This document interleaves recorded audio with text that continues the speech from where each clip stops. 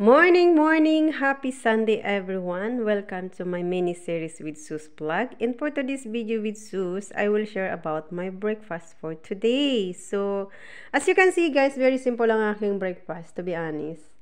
Nag-fry ako ng banana.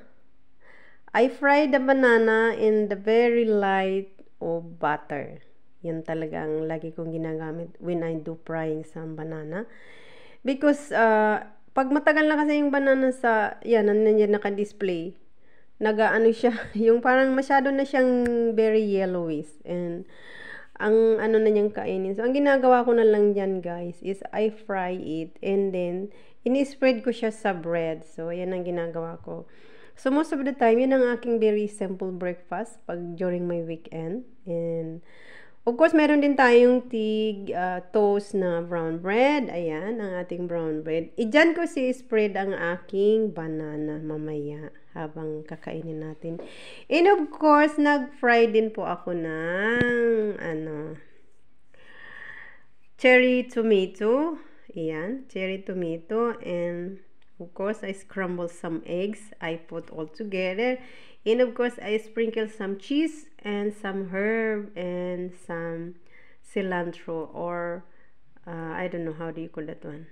Basta green leaves, something, spring onion, something like that. And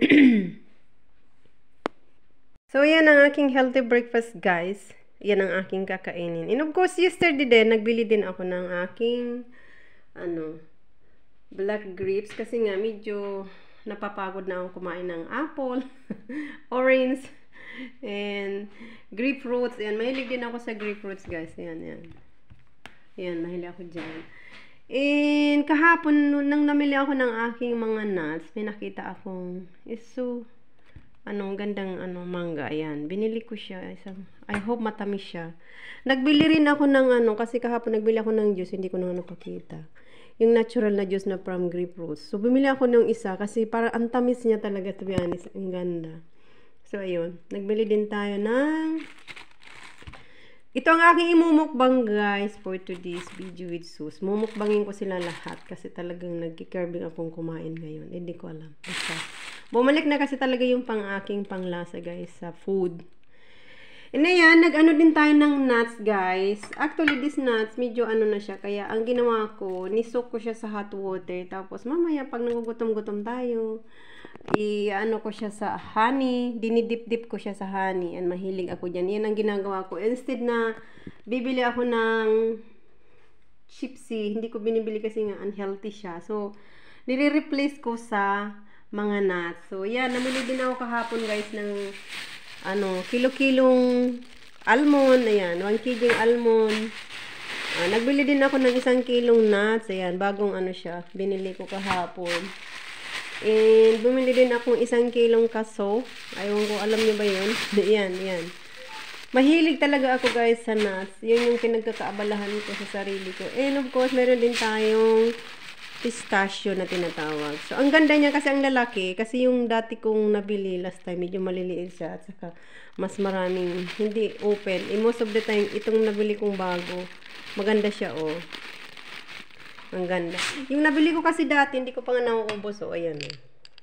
Inuubos ko muna siya. Bago ko ilagay dyan. Yan yung aking medyo mauubos. Ayan, na nga, almost finished. Ito naman, almond siya na may kaso lang hirap niyang kainin, guys, kasi bibiyakin mo pa. So, medyo natatamad ako. So, ang ginawa ko, bumili na lang ako ng, usually talaga, ang binibili ko naman is ganito na siya, guys.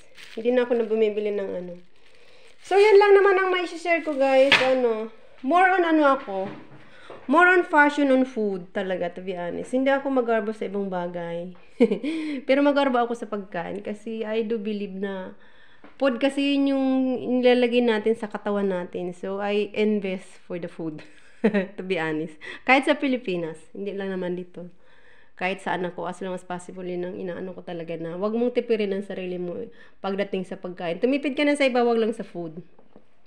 Yun ang importante. So, ayun, guys, na-share ko na ang aking mga pinagkakaabalahan with Sus. Ayan, mga simple healthy ni breakfast ni Sus. So, ayan.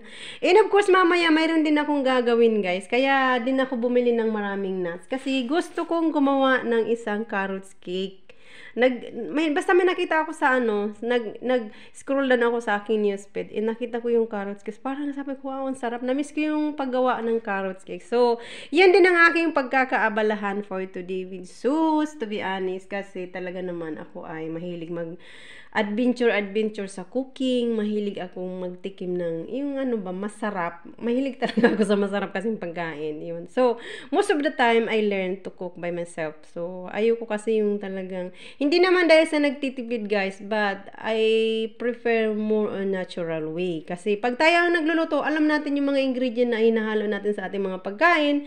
And of course, we understand it's healthy or unhealthy. So, yun ang pinaka-most reason ko why I don't really order some food in the restaurant. Kung kaya ko din naman lutuan at bilhin, I buy it by myself and I cook it by myself.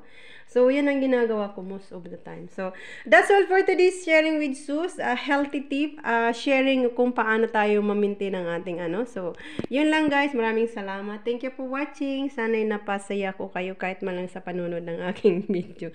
So, thank you everyone. Happy Sunday and happy first month of the December 1 tayo ngayon. Anyway, Sunday ngayon kasi holiday ko since yesterday, Saturday. So, ayan. Ang pinagkakaabalahan ni Sus, busy si Cook sa pagkukuking. Busy din sa pagkain ng mga gusto kong pagkain. Ayan. So, ayan. Thank you everyone. Bye-bye. God bless.